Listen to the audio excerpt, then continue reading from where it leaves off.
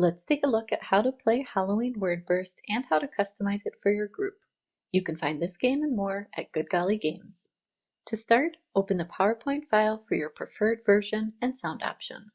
The game comes in two versions, macro and no macro, each with three sound options, normal, low, and no sound.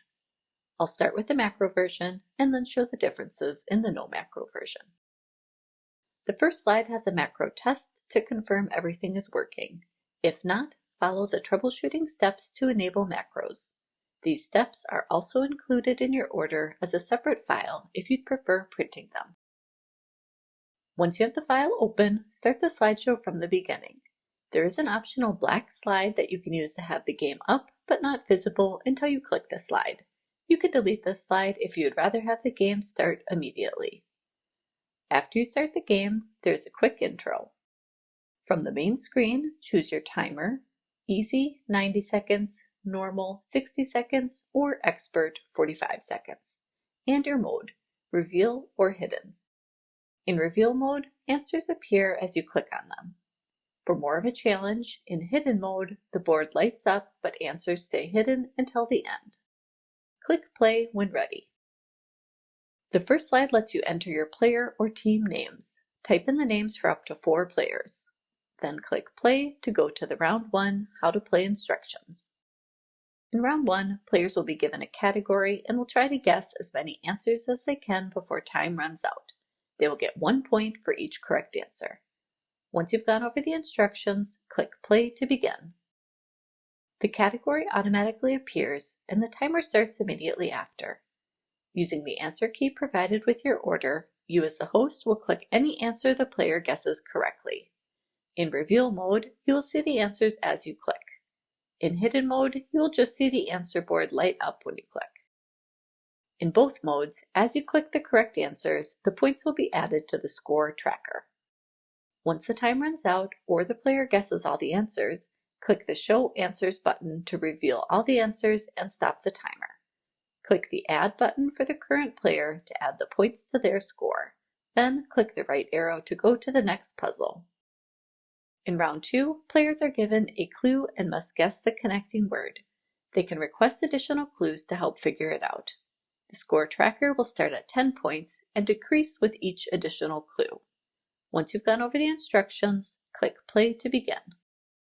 The first clue automatically appears and the timer starts immediately after.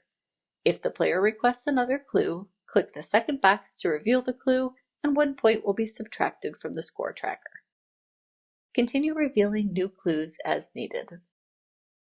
Once the time runs out or the player guesses the answer, click the Show Answer button to reveal the hidden word and stop the timer.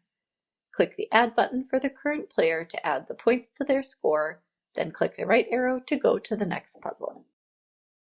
Round 3 is played the same as the first round, but players will be able to place a bet on how many answers they can name for their category. If the player beats their bet, they will earn their bet points plus 1 point per correct answer. So for example, if they bet 5 and get 10 answers, they would win 15 points. But if the player misses their bet, they get 0 points, so remind them to bet wisely. Once you've gone over the instructions, click play to begin. The category automatically appears. Use the up and down buttons to enter the player's bet amount, then click play to start the timer. Using the answer key provided with your order, you as a host will click any answer the player guesses correctly. Once the time runs out or the player guesses all the answers, click the Show Answers button to reveal all the answers and stop the timer. If the player got more answers than their bet, click the Bet Met button and the bet points will be added to the score tracker. Then click the Add button for the current player to add the points to their score. If the player did not meet their bet, click the Not Met button and the bet and score tracker will be reset to 0. At the end of the game, there is a final scores slide so you can see which player won the game. There are a couple other buttons to be aware of. If you need to manually change one of the team's scores, you can use the buttons to go up or down. Click the Reset Board button to clear all the answers and replay a board. The Reset Scores button will reset all the scores to 0. The R2 and R3 buttons will jump to the next round. Each round has 8 puzzles, but I recommend 1 or 2 puzzles per player, so depending on the number of people playing, you can use these buttons to move on to the next round when ready. And last, the Final Scores button will jump to the final scores if you want to end the game early. Now I'll cover the differences in the no macro version. There are separate files for hidden mode and reveal mode, so open the PowerPoint file that will work best for your group. The no macro version does not include a scoreboard, so I have provided a printable scorecard you can use to score the game manually. After each puzzle, write the player's points on the scorecard before moving on to the next puzzle. For round 1, click the 45, 60, or 90-second timer to reveal the category and start the game.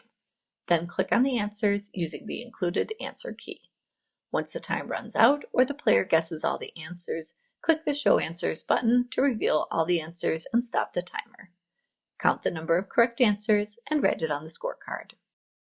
For round 2, choose your timer to reveal the first clue.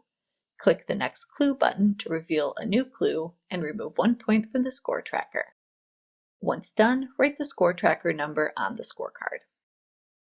For round 3, click the bet amount the player wants. So if they want to bet 5 points, click the 5 button. Then click the timer and play as normal. At the end, count the number of correct answers, and if they met their bet, write the answer total and bet amount on the scorecard. If they miss their bet, just move on to the next player. And those are the key differences in the no macro version. You can play the game as provided, or if you want to personalize or refresh the game, it's very easy to change or add slides. If you've already played the game, go into any game slide and click the Reset Scores button to reset the score to 0 and avoid errors when changing slides. The game comes with 100 puzzles. In the main game, there are 8 puzzles per round. In Edit mode, if you scroll down, you will see sections called Extra Round 1, 2, and 3, with additional puzzles for each round. To use these, simply drag or copy and paste them into the correct round above. You can adjust the number of puzzles depending on how long you'd like the game to last. To create your own questions, go to the end of the presentation where you will find blank template slides for each round. Copy and paste blank template slides into the correct round. So for example, you would copy and paste a board burst puzzle into the board burst round.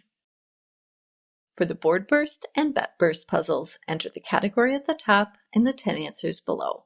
And for the backward burst puzzles, type the answer at the top and 10 clues below. If you play the slideshow and start the puzzle, you can see the category at the top, and as I click, it reveals the new answers. And that's all there is to updating the puzzles. I hope this demo was helpful. You can find this game and more at Good Golly Games.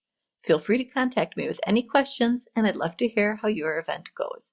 I hope you enjoy Halloween Word Burst!